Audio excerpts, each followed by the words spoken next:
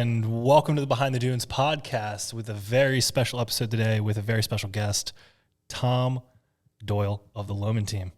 Hello. How are you doing today? Just great. Thanks for doing this, you guys, and look forward to our conversation. Yeah. Welcome, Short Tom. plug. We're at our Moss Creek office again, 2 in a row. Well, actually, it won't be out in a row. Two recently, yeah. Yeah, two recently. Here again with my co-host, John. John, how's it going? Very good. Happy to be back. Knocking a lot of these out. Yeah. Yep. So it's kind of hot today. Yeah, it's very warm. Yeah. It's a little warm in here, too. Yeah, particularly in the back of the office. Yeah, we're having a little AC issue currently, so getting that fixed up. Jessica, fix it. But, Tom, you work out of this office, too, correct? Yes. Yeah, okay. Spending any floor time down here at Moss Creek office. So, yeah, it's working out good, except for certain traffic days, 278. Oh, so, yeah. You got to learn the different routes to Yeah. get here whenever the traffic There's arises. no remote solutions for traffic. No, there's not. I sat at the light for like 10 minutes this morning because everybody was going straight and nobody would let me take the turn, like to get into the turn lane. Like there was gaps between cars and just nobody would move forward. I just sat there. I was very sad. You sat, what do you mean you sat? You just stopped on 278? No, like, because there was traffic. Yeah. Right? You know, traffic just like moves slowly. So I was just like slowly there, just waiting to get over for like 10 minutes. Yep. Yeah. And then I came in here and shot a house. Really nice house. Yeah. Anyway. Yes. Yeah. Sorry. Off on a tangent. Yeah, good. Well, Tom, thanks for coming in. We're going to hit a few topics today. We'll kind of start off first, tell us a little bit about yourself, maybe what got you into real estate, and kind of how things are going. Okay, great. Well, it's been a long journey. I'm a licensed broker in 3 states, Massachusetts, New York, and South Carolina. And before that, I had a pretty long career in Wall Street financial business. And in the mid to late 90s, my partner and I couldn't agree sort of on the next 10 years, and after being together for 18 years. And so I took my shekels out of the operation, so to speak, and I went up to Western Massachusetts, bought a couple of big parcels of land, and I built a couple of houses.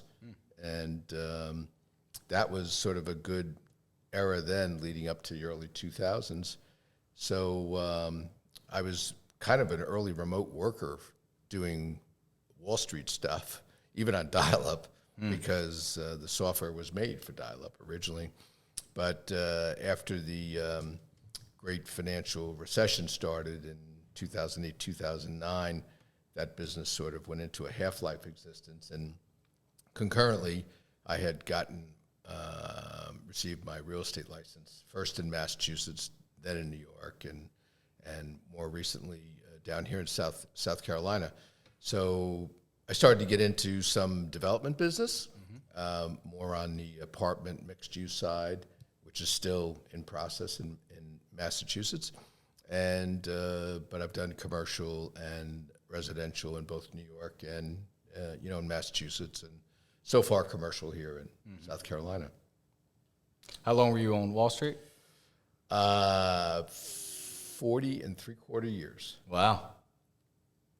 Yep. I assume you liked it to do it that long. Yeah, it was. It was probably the how they say the greatest generation, the World War II years, and the people that came back after serving our country. Well, the years from like there was an early recession in 1970, and but the market sort of hit a low in 1982, and basically from 1982 till just recently, it's basically just been up. I mean, there's been a couple of 1987, we had a big sell-off.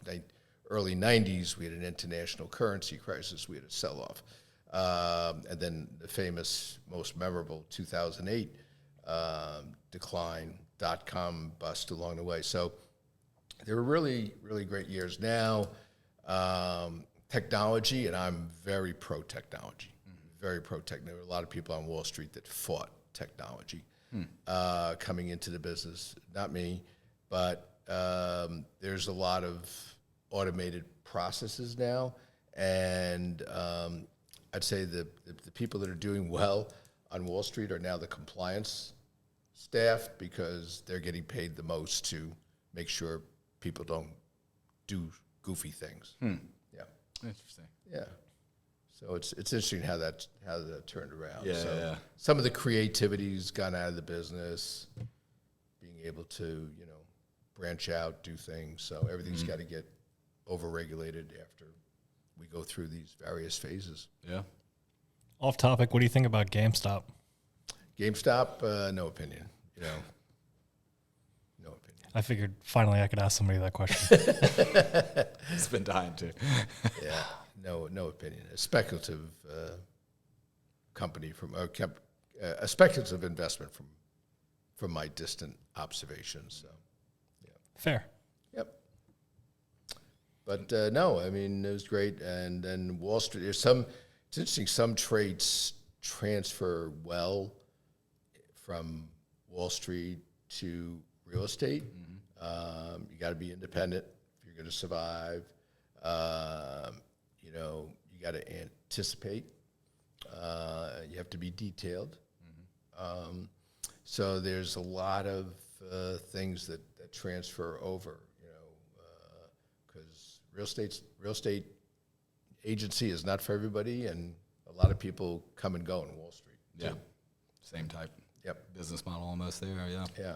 And so you lived in both New York and Massachusetts? Yeah. Okay. I was born in Queens, raised on Long Island. My parents were immigrants. They met in New York City at a dance, raised 4 or 5. One child had a crib death, but 4 surviving kids, and they moved to Ireland. They went back to the old country. Really? Yeah. Rare breed. Yeah. Most come one direction, never to return. Mom and dad went back. That was 1975, so God bless them. Yeah. Yeah, they did. All the children stayed here, though? Yes, eventually one child actually was sent to secondary school in Ireland, and then he ended up in the United States Air Force, and he ended up back in the U.S. Yeah. after that. So, no, it was, they were great years. Great years. And then I went up to Massachusetts. College in Boston University, and one of my classmates said he was going to visit his parents one weekend. And I said, well, where are you going? He said, well, my parents live in Western Massachusetts. Now, me being a naive young New Yorker, I said, well, I know where Boston is. Like, where's Western Massachusetts? And in fact, it's up against the New York State border. And he said, well, they live in a town called Stockbridge, which is a famous Norman Rockwell village. And I said, where's that? To both questions, like, where's Western Massachusetts and where's Stockbridge? And I went out there, and it's a beautiful rural area, and it's convenient. It's 2 hours to Boston, 2.5 hours to New York City, and had a blast. And so I got infected by the area, and I said, someday, when I have the capacity, I'm going to buy something and live up there. And eventually I did it in the 90s. So starting in 97, I was living up there full time, working remotely, starting to get involved in real estate stuff in the about 2006 era. Starting to get involved in real estate. Got on board right before the first top. Yeah. It's good timing. You gotta be playing for the long ball. You know, to make it through that, you're you can't let those little wiggles, Yeah. affect your psyche. Yeah. So Did you love living there? Is it everything you expected? Love good. Well, the best part of it is I met my wife there. Yeah. Oh, there you go. And so Paula, and Paula's great. She has 4 kids on her own. I have 2 kids on my own. Everybody's grown off the payroll. But Paula basically never lived anywhere other than Western Massachusetts, small town, Great Barrington, Massachusetts. But she came down here. We rented in Sea Pines for like 3 or 4 winters. And her daughter was married to a Marine fighter pilot. So they were at Beaufort Air Station. So we'd come down for babysitting assignments, and we'd go visit various places, communities, check it out. And she saw Belfair up the road here, and she said, if we ever get a chance to move away from the Berkshires of Western Massachusetts, this is it. This is the place. Yeah. Yeah. It's a good place to do it. Yeah. So I always say she should be the poster ad for, these communities, because there was home and then there was this. Yes. Yeah. That's awesome. Yeah. Before we get into that, who's your sports teams, being from New York? Well, yeah. So growing up, avid Yankee fan. Avid Yankee fan. Kind of but then when the kids were born, they were little, and Shea Stadium, now Citi Field, was closer to Long Island. So got into the whole Mets thing. Quite frankly, I've kind of lost a lot of passion for it as cable TV has, warped the compensation schedule. I mean, how can the average Joe take a couple of kids to a ballpark for less than $500 today? It's especially some of these new parks. I mean, you can't. Yeah. We'll take him to see a team that's not good, like the Orioles. Yeah, right. Yeah. Shameless plug to my hometown. There you go. So, and then, New York is always frustrating. Football, the Giants, always think they're good. They're not. And they won 2 Super Bowls on 2 lucky plays. And the Jets is just, painful. Yeah. Frustration. Basketball, I played competitively basketball. Okay. In high school, one of my teammates ended up on the Knicks. Wow. Tom Riker was All-American at South Carolina. I wanted him to go to Boston College, where Bob Cousy was coach. But Tommy, he showed up on the Knicks, though, unfortunately, when there were these 2 guys by name of DeBusschere and Bradley around, and they just ran circles around him. So, and he had some tragic stuff happen. So, and then the other guy was a pretty well-known college coach by name of Rick Pitino. So those are 2 teammates. And Rick Pitino was your teammate? yeah. Oh, wow. That's cool. Yeah. Interesting. Some would know that name. Yeah. Yeah, I didn't know you were a basketball player. That's cool, too. Yeah. Back in the day when they let little guys walk around a little bit. I found out Glenn Hanley played ball through college, I think, the other Did he? day. I was just chatting with him and Wow. found that out. So, Yeah. learning a lot. And he went to college on Long Island, CW Post. Yep. Learn new things every day. Yeah. So, life is a very circuitous thing. And I always say sometimes the best decisions in life are how you react to other people's decisions. So you're in a situation, business relationship not working out, you change it, It's on you. So don't expect somebody else to fix it. So that has served me well. So how long, you probably have said it, how long have you been down here now? Like full A time? little over a year. A little over a year, okay. Yeah, a little over a year. Hey, you like it? I mean, just Love it. living this lifestyle Love every it. day. And, Love it. Wife Paula loves it, and her family is all visited, gone through the list now, and everybody's come down to see where their mother was whisked away to. So because she still has 3 of her 4 children and 8 of 10 grandchildren still living in that Western Mass area. Oh, wow, okay. Yeah. So she's all in. Yeah. So, but she's going back and forth on the plane for graduations and things like that. So we won't feel too much sympathy. Yeah. She's got it going. Yeah. California, Massachusetts. Yeah. Could be worse. Yeah, it could be a lot worse. Just just an airplane away. So Got a and favorite restaurant here? What would be at the top of the list? COVID kind of we moved kind of in the middle, All that, the second half of COVID, kind of speaking, and so things were limited. But we like casual stuff in Old Town. We like the Pearl. Pearl's very good. We like Mulberry Street Cafe, I think, up the road here. I think that's the name of it. The Italian place? Yeah. Oh, I've never been. I've seen it Yeah, a lot. it's Right near Bed Bath and Beyond. Right and there, that yep. Yep. And it's over on the island. Nunzio's was a favorite when we were over there renting in Sea Pines. Charlie d'Etoile, I think was another one there. Yep. Crane Steakhouse. So, yeah. Have you been to the, God, I can't think of the name of it, the Italian place in Old Town? It's like right next to, it's pretty new, but it's right next to Tumor Seafood place. It's what's the name of it? Greco. Yes, we went. It was pretty good. That guy's got a great story. Does he? Well, he owned another restaurant. It happened to be in New York City. And much to his wife's dismay, he kind of like wanted to come down to this area. So he sold the restaurant like in December of 2019 in New York City. 4 months later, when COVID started, the restaurant's value was probably down by 70 to 80%. Oh, wow. Perfect time. Yeah. That's Someone dodged a bullet. wow. And then opened this place, probably during COVID. Right. When prices were probably better, I would assume. Yeah. With a lot of places not being open. I think his name is Nino or Dino. I have to look him up. It was Yeah. really good, though. Yeah, good food. We didn't even get a table. They were so busy we didn't have a reservation. We just sat at the bar, but it was really good. Yeah, in high season, they say you kind of like got to be almost 2 weeks out. Mm-hmm. Yeah. That's Unless you anywhere want around to eat here. at 9. Anywhere around here. Yeah.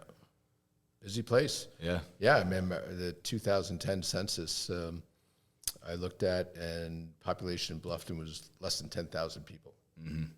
2020 census, over 35,000 people. Yeah. That's just Bluffton. Yeah.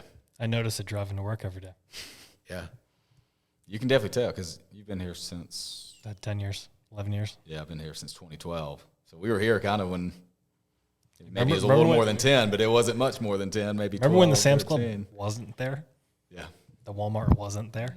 Yeah. It was just trees. Yeah, they tell us that people had to do grocery shopping over on the island. There were no supermarkets along 278. There wasn't much. Piggly Wiggly or Bilo or whatever it Bilo's was. there, they closed. Now that's Planet Fitness. Publix and Kroger were still there. Yeah. Not the new Kroger, the old Kroger. The one next to Belfair. Yeah, that was there. And then they built the Kroger on the island. That's only been there for 7 years or something. That new Kroger in Bluffton's Yeah, that's nice. crazy. So how's real estate here? I know a Yeah. lot of people say there's differences here and nuances and stuff that's different than Yeah, other areas. well, Or what do you think so far? The market here is very impressive. I've done some transactions with clients that bought through me up in Massachusetts, and there's another one kind of in the early stages as well.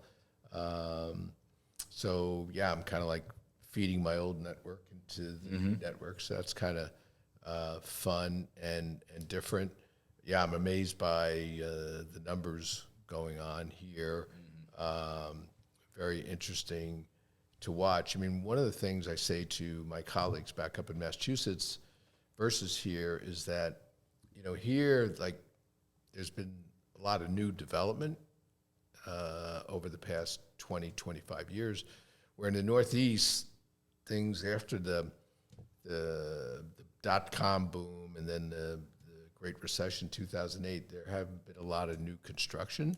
So I'm a little concerned about the prices that are being paid for much older housing stock in the North. Whereas down here, you know, yeah, I mean, you have to keep up buildings and everything. But, yeah, down here, I think the consumer has a wider range of newer product. Yeah. Which is wild to hear because, you know, we're still somewhat probably limited on new because there's only so much land. Right. You know, Hilton Head's only so big and Bluffton, it's starting to grow out there. Yeah. But to even hear that's at least good Yep. to know they're doing a good Yep. job of keeping up and keeping pace. Yep. So there's a lot of attractions here. You know, taxes are lower, electricity costs less.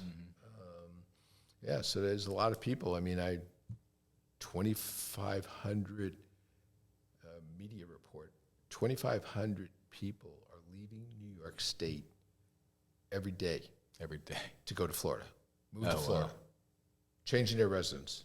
2,500 people a day. It makes sense. Yeah, New York State's a big state.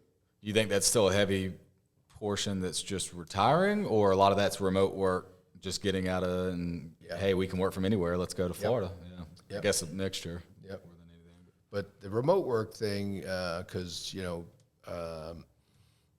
like Massachusetts, very active there, and it's convenient. You can still drive back to Grandma in Boston or New York, whereas you're 1,000 miles away here. You're not getting back to Grandma so easily. Mm-hmm. But the remote work thing, it'll be very interesting to see how that pans out. I'm kind of calling it a 3-year window, because I think a lot of people that have moved into areas, more rural areas, Tennessee, whatever it is, they're going to say, all right, yeah, I'm remote working, but the schools aren't at the standard that I was used to in metro area, particularly private schools, and rural areas have very limited capacity for private schools. And I'm remote working, but winter still arrives in these areas, and I could be remote working elsewhere and paying a lot less taxes and not freezing. So, maybe I should look south, things like that. So I give it kind of within a 3-year time horizon where we're going to see whether this cultural shift is going to unwind. Yeah. Be interested to see how it plays out for Yep. sure. Yeah. Because things, things change. But right now, the last time we, had a big shift in housing, most people still had landlines. Now they don't have landlines, right? That one little thing. Yeah. Most people didn't have higher speed cable, let alone fiber. Yeah. Now you have it. So, kind of the menu board has really broadened and gives people options. So Yeah. What do you think of the weather so far here? awesome. Yeah. That was a short answer. It's a warm day today, but Connor wants me to elaborate on answers. you get so many people with so many different opinions of our weather. But Yeah, I told my wife I'm a new adaptee to warmer weather. It's like, take it on for 8-10 weeks or whatever. In return, you get rewarded with beautiful weather for the other 9 months. yeah. Humidity is not so bad once you get used to it. Yeah. So I used to tell clients, I'm like, got to give it a year. Yeah. They'd call me, man, it is so hot. They'd move in July or something. I'm like, just give it a year. And then after a year, you kind of become accustomed. And then you're like, oh, I get beautiful weather almost all year round. Still get 4 seasons. It's just a little warmer in the winter than most places. Yeah. But you still get winter time. If you can handle 95 here, you can go handle Anywhere. 95 anywhere. Yeah. 95 anywhere is nothing. Yeah. Dry heat especially. It's nothing. Yeah. So we still go back to the Berkshires of Western Massachusetts, and we'll be there July and August, a couple of summer months. So it's kind of. How's it get up there in the summer? Like, is it hot too? You can get hot days, but in the evenings it'll be. You'll have. I always said about the Northeast, you have like 2 hard winter weeks when it's bitter cold, and it's just nasty, and then you'll have 2 for them for North climate where it's like, it's warm and it's like we would use air conditioning maybe 2 weeks out of the year. Wow. Now it's maybe 3 weeks Yeah. with the weather patterns changing. Still. So- less than a month. Less than a month. AC. AC, yeah. And that's just the peak hot time. And then once you get past that, then Once you it's get kinda past cooling that, off again. I bet the nights are. nights are nice. 45, 55 degree nights. Oh, wow. Up in the mountains. So you get summer weather, but still having fires and stuff. Yeah. at night. Yeah, like campfires, yeah. Interesting. Yep. So, yeah, it's great though to have the world is, in a lot of ways, has become more spread out, but there's still a lot of, great connections that we've had several small world episodes, as I call them, living down here in 1 year. Ran into an owner in Belfair. I was showing actually for my partners, Dan and Debbie Lohman. They were out of town and asked me to show a client of theirs a property over in Hampton Hall. And they told me to pick up this gentleman at one of the cottages at Belfair. Well, I went in there, introduced myself, and after we got through the obligatory introductions, turns out we both came from the same town on the North Shore of Long Island. And then the owner of the cottage, he came out of the bedroom and he said, "You're Tom Doyle of Bayville?" And I said, "Yeah, I'm Tom Doyle of Bayville." And he said, "You're Tom Doyle of Ed Doyle?" I said, "Well, Ed Doyle's my older brother. He still lives there." And he said, "No, I'm not talking about Ed Doyle, your brother. I'm talking about Ed Doyle, your father." I said, "Well, my father's long past, actually retired to Ireland." He said, "Both of us guys, the bedroom guy that came out, the owner of the cottage, the guy visiting California, they both worked for my dad at a grocery store growing up." That's insane. That's a small world. That's insane. And it happens a lot here. Yeah. And then another episode, Small World, Colleen Jacks sold a Belfair property to some people, and they were looking at an off-market listing that I had, and they ended up going with the other property, and I never knew the names or anything. And then I saw the new member list, and the people's name was familiar to me, without saying their name. And I looked at my phone, and I said, "Yeah," I said, "people with that name rented my guest cottage in Western Massachusetts." I had two properties, and one was a guest cottage. And they rented that property for me over 20 years ago. And it's the same name. And I looked up, same area code. Yep, they're from Long Beach, Long Island. And I called them up, and they said, "Yeah." They said, "Well, why are you calling us after 20 years?" I said, "Well, my wife and I want to be one of the first people to welcome you to Belfair." They said, "You're kidding. You guys live here also?" That's wild. And then the last short, the trifecta was yesterday.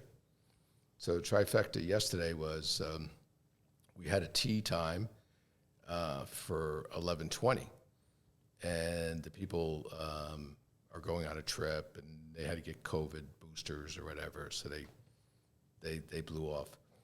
So it was just going to be my wife and I didn't really want to be stuck in between foursomes, so I looked up on the tee sheet, and there was an opening to be paired with a couple.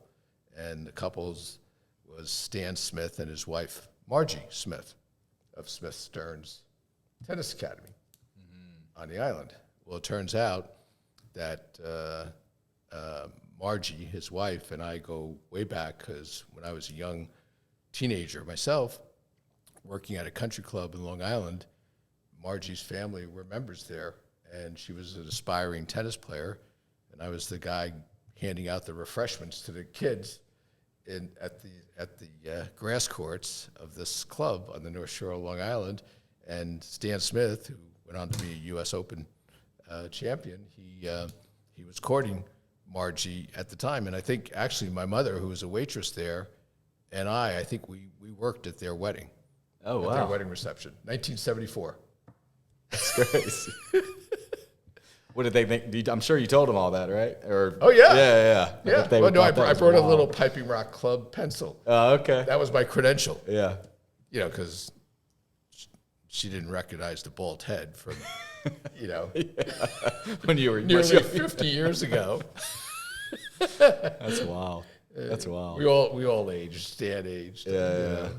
So, but it was great. Those 3 amazing stories in a year. But I guess, so many people grow up in certain areas and they love vacationing here, and then a lot of those people move here, and it just, I think I overheard Jim on the phone the other day, and he got an inquiry on something online and just picked up the phone and called him, and I heard him having a great conversation. I was like, "That sounded like it went well," and he goes, "Yeah, spoke with the wife and come find out, like, her husband went to school with Jim, like high school and stuff. And they had, like, worked together and all this stuff. But it was just a random inquiry. Yeah. And, So I think the common denominator of those stories is just networking. It just emphasizes the importance of networking. Yeah. So, some of these were like involuntary, but it's like, okay, it's reigniting people that you knew in a totally different role in life. And, you like to see people in general, and you really like to see people that have, carried on for all these years. So it was exciting. yeah. That's good stories, though, for sure. Yeah. You got any crazy stories, funny stories from over your years in business? Or Well, we always talk about that. Well, speaking of golf, I brought one for you because you guys probably would challenge me not to believe it. So in 2012, I had open heart surgery, and I went under the knife during the first round of the Masters, and there were some complications, and I didn't wake up until the third round of the Masters on Saturday. Sometime during, I was hallucinating from the post-surgical drugs. So once they get you conscious, they try to get you in a chair after open heart surgery. And you might remember that was the year that Bubba Watson made that miracle shot in the playoff around the tree. And so on Sunday, I was still kind of in and out of it. And I blurted out that I had just dreamt this amazing golf shot. And my wife said, "No, you didn't dream a shot. Bubba Watson just won the Masters. He had this miracle, amazing shot." So fast forward 5 months. The Masters in April, right? So 7 months. 7 months later, we're in Scottsdale, Arizona, and we're out there as guests or friends, and we're at this golf course called Greyhawk, and there's a lot of pros that play out of there. And sure enough, we're sitting down having dinner after a round, and I couldn't see clearly at the beginning, but right after the Masters that year, Bubba and his wife adopted a baby. And so Bubba, he's got a lot of goofy things in his, he's got to have his back against the wall when he sits down. So he was sitting over there, and they're waiting for their food. We're waiting for our food, and the baby's fussing. So he gets up to walk the baby around. Well, there's no room because Bubba's got his table up against the wall. So he comes and he walks around our table. So the first time it's like, oh my God, that's Bubba Watson. So I said to my wife, I said, if he walks around again, I got to say something. So he walks around the second time. So I figured I had a 30-second elevator speech, right? Go. So I jumped up. Bubba, congratulations on winning the Masters. Hell of a shot. But I have an interesting story for you about that shot. It got caught up in my post-surgical hallucinations. And he's like, do I need to call for security? So I gave him like the quick speech, how it was like under the knife, first round, back to consciousness, third round. And he said, great story. How about a photo? And there's the photo. Old Bubba. That's cool. Yeah. That's cool. There's the photo. Send that to me and I'll put it on the put it on the screen. Couldn't have been nicer. Yeah, I was about to say, he's a nice guy. Yeah, couldn't have been nice. You say, I got to put the baby down. Baby can't be in the photo, but you and I, let's go. Quick photo. Well, your story worked because Yeah. at least if he took a picture with you, it was a good 30-second elevator speech. It's all about networking, and like you say, realtors have to tell stories. Yeah. They have, instructive stories, not makeup stories. Yeah, for sure. He's the reason I started playing golf. Bubba Watson? What do you mean? Why is that? Just because he was lefty? Well, yeah, when he won the Masters, and then he had never had a lesson, and I was like, I could do this. So you've never had a lesson? Well, I've had lessons since, but When you started, you didn't. when I started grinding. So you didn't even start really playing until after that? No, I literally started playing like maybe a month after he won. Oh, wow. Yeah. Yep. Connor's pretty good, too. Another life-changing thing. You saw something and you... That'd be a good 30-second elevator speech to him. You reacted. Yeah. That's pretty cool. Yeah. And now you love it. Do you have any other golf questions for Tom? He's the golfer, not me, so... How's Belfair? Belfair's good. The two courses, East and West, Fazio designed.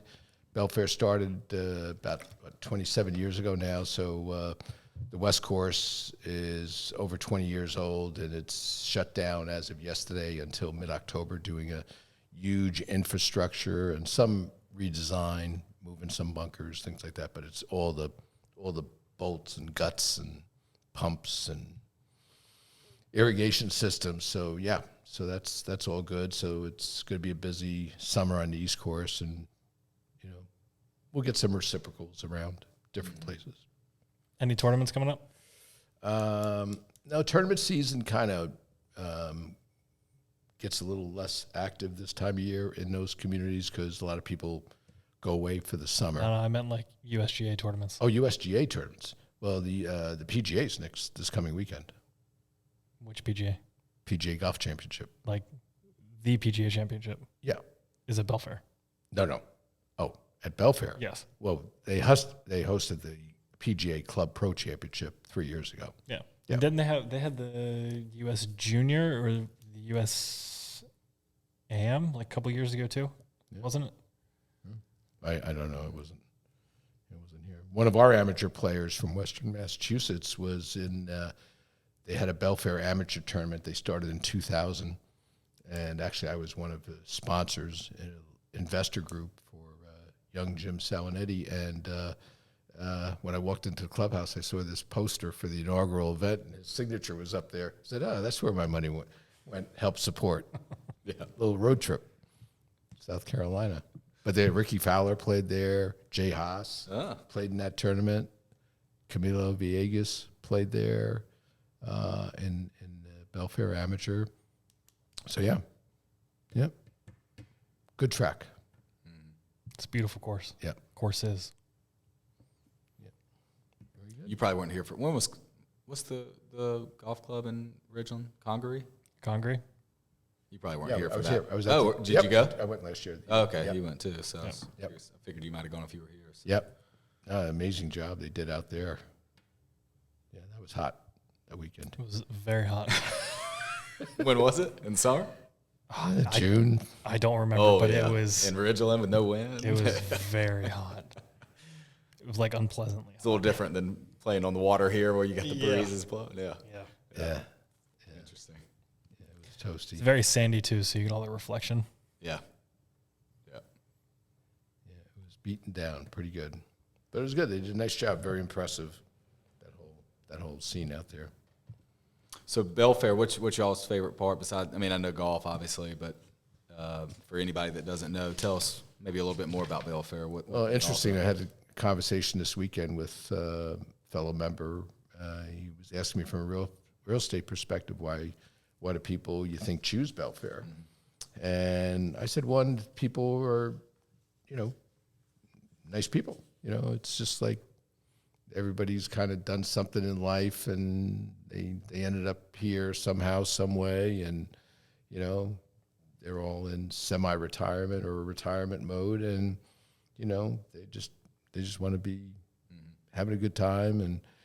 But I think the other thing that is about Belfair, it's just so environmentally beautiful. Mm-hmm. I mean, you mentioned the water and the marshes, and that ride in is amazing. And, a lot of wedding photos get taken there, for which they pay for pretty well to the club to shut down the Avenue of the Oaks for that.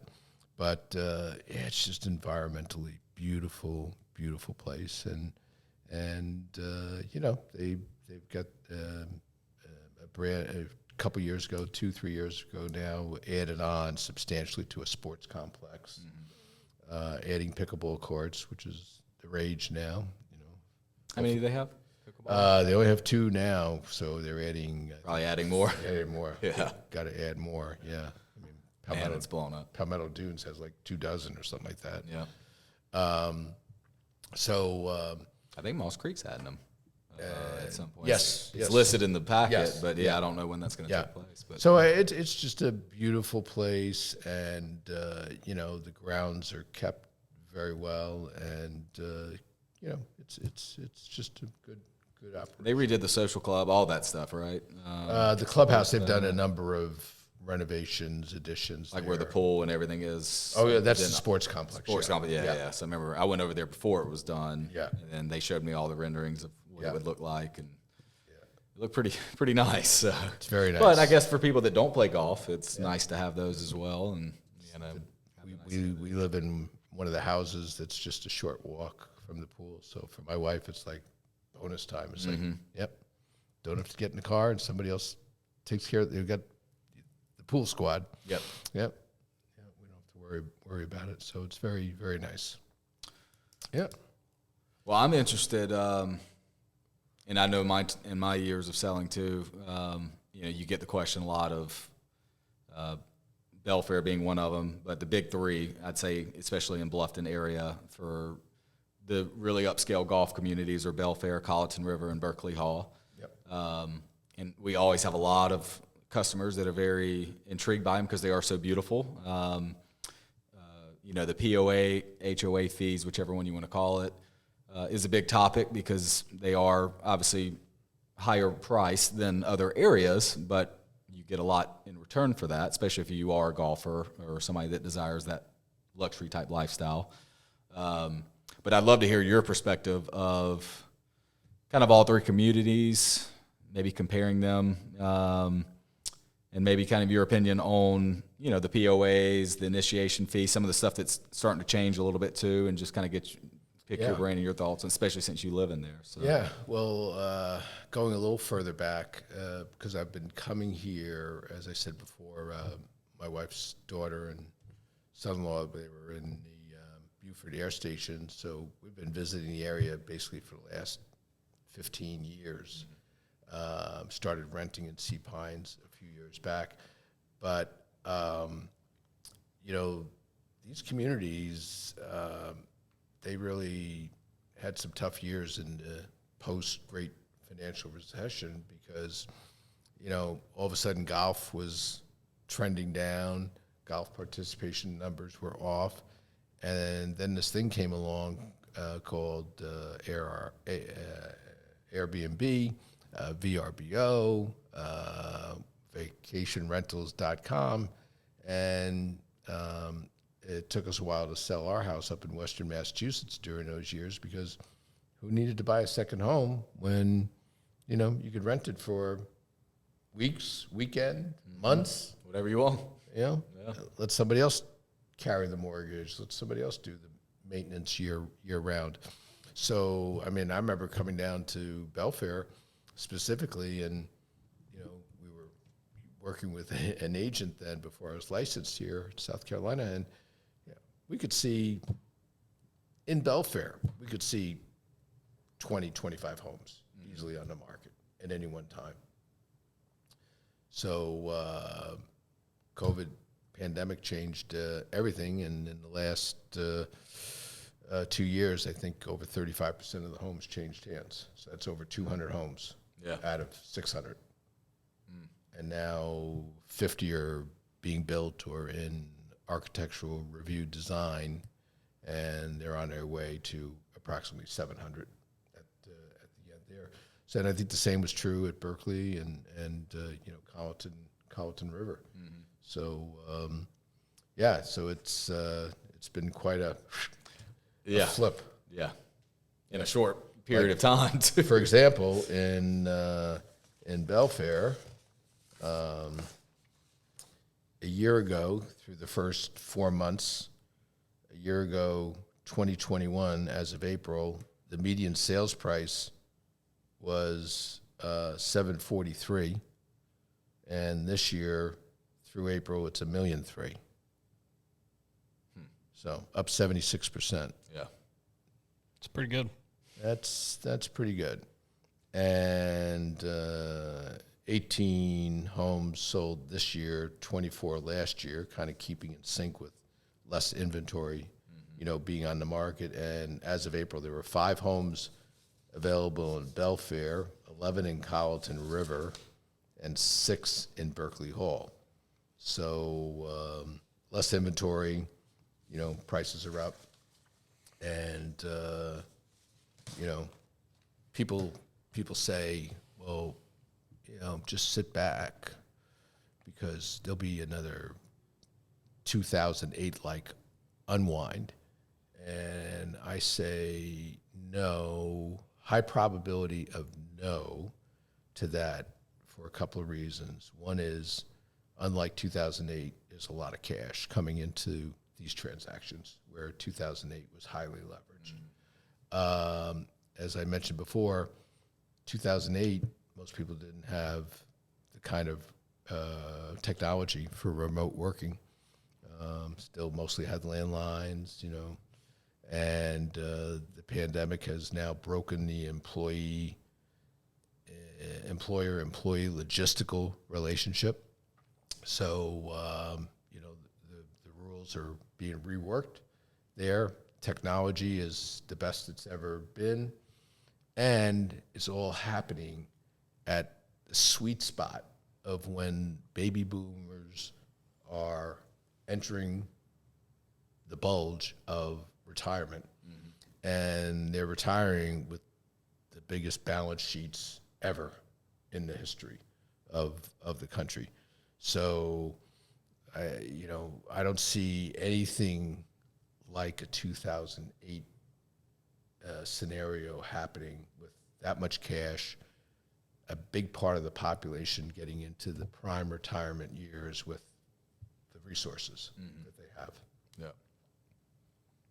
The one thing I did notice over there is a lot of, all three of them really, have throughout the time since COVID hit, have kind of been, we have what we call transfer fees here, or initiation fees, which is basically a one-time fee for the transfer of property to enter into as a new homeowner in that community. Majority of those are paid by the purchaser. Some of them, Mall Street being one, there's different ways where maybe it's paid by the seller, but all that could also be negotiable. But we've seen all these increase at a rapid rate. I think, Belfair's after July is going up to $70,000, if I'm not mistaken. Any thoughts on any of that?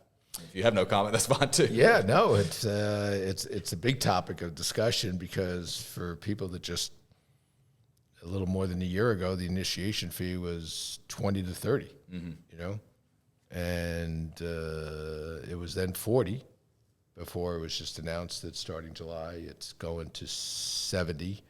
Berkeley Hall, I understand, is going to 65 in August.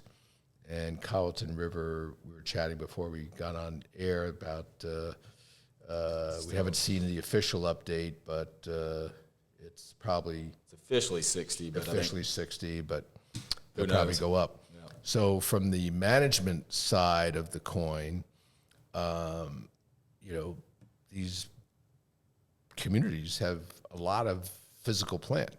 And there's engineering studies that are done, and they advise that you basically have to have reserves as these buildings depreciate, because the maintenance will just keep on ramping up.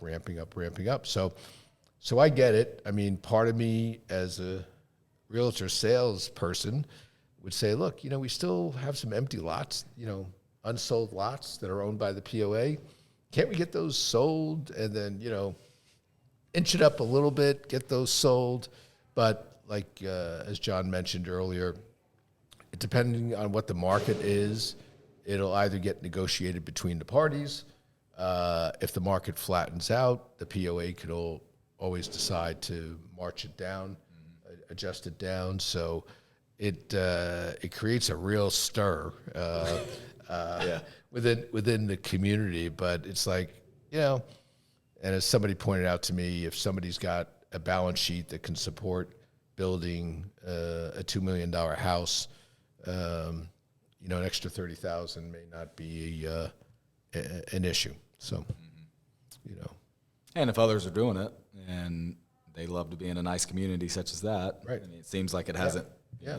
Well, really slowed it down. I guess also, these communities, they have various, very experienced management companies, and they're looking at the same demographics. And the demographics, as I said before, are, we are really, so the baby boomer generation, I think, goes from like 19 middle 50s up to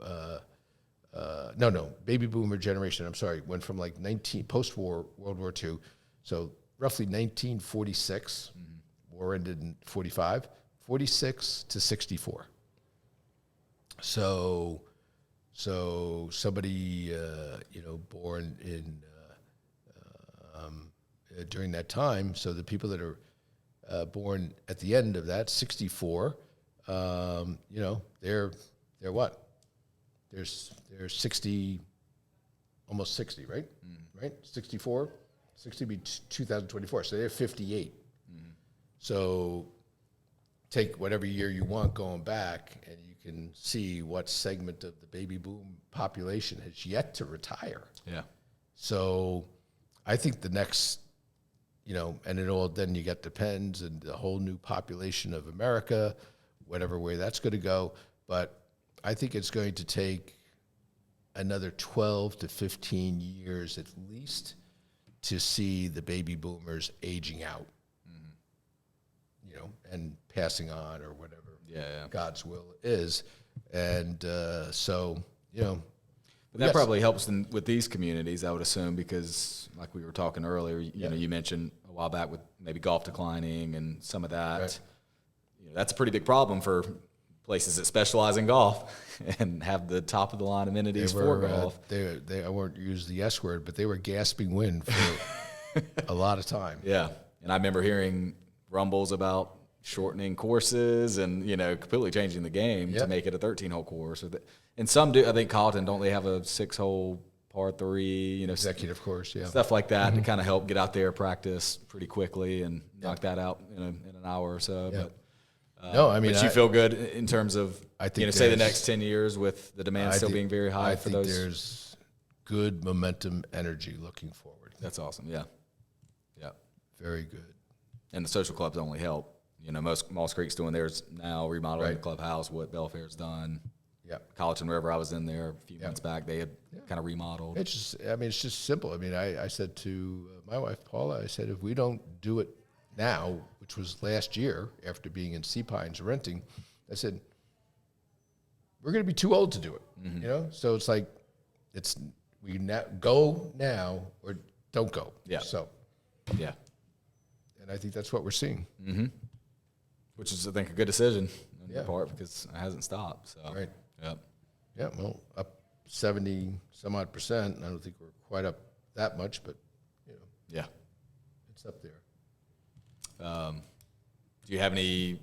I know we can't promise any predictions on the market where you think we're headed, or well, it's hard to say. The media talks a lot about interest rates, but I'm with you. It's a lot more cash deals and a lot more cash deals, less of the financing situation. Interest rates will impede marginal buyers that maybe shouldn't be in the market, and it is a real hardship for first home time buyers. So I don't see interest rates. Listen, you guys are quite a bit younger, but it was back in the 80s, late 70s when mortgage rates were 16% or more, but you got a toaster. Yeah. Yeah. Or TV. CD rates were 17%. It was different time. But I don't see I don't see interest rates really being the issue that you might read in media news. Yeah.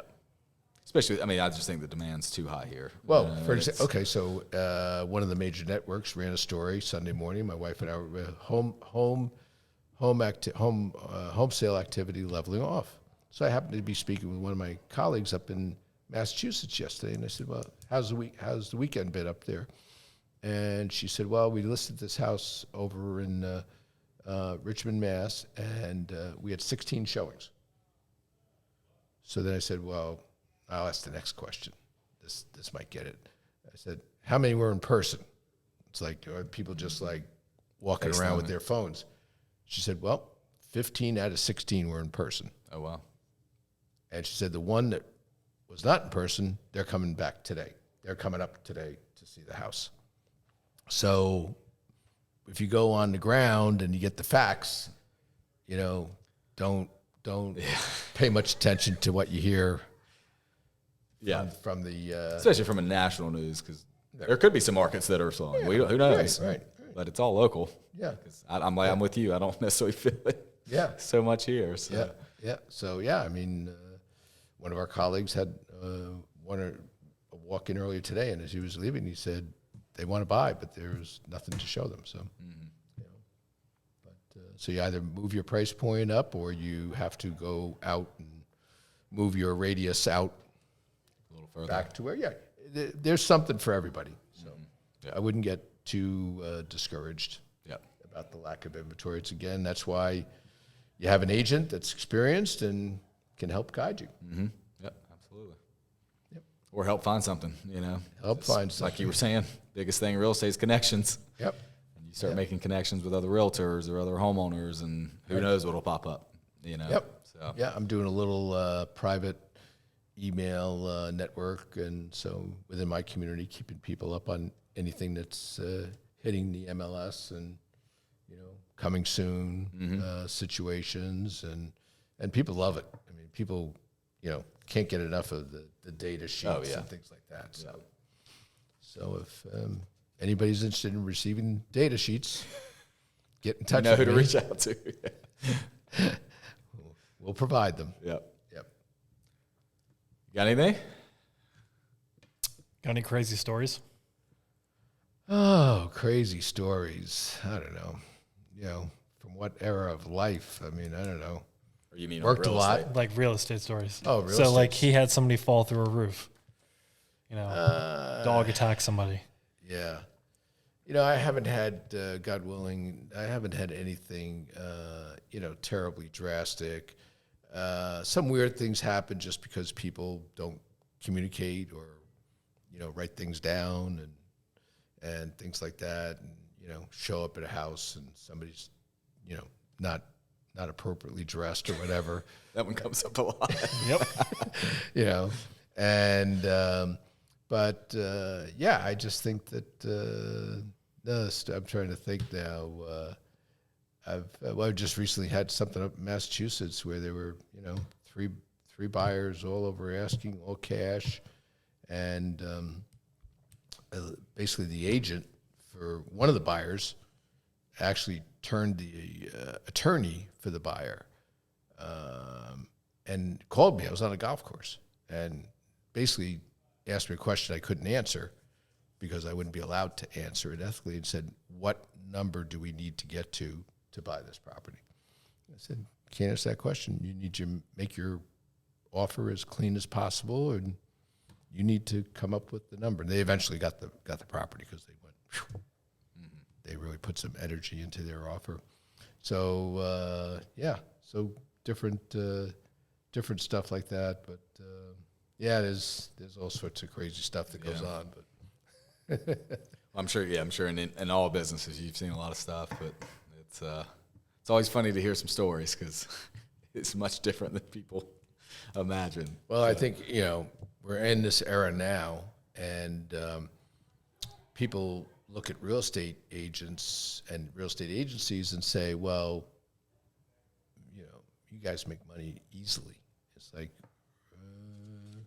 no, I think if you followed us around, a lot of different years, it really was tough in the post-2008 years. I mean, that was over 12 years of drag, okay? Number one. Oh, well, why are you getting paid a commission when it's so easy to sell houses now? And I said, all right, good question.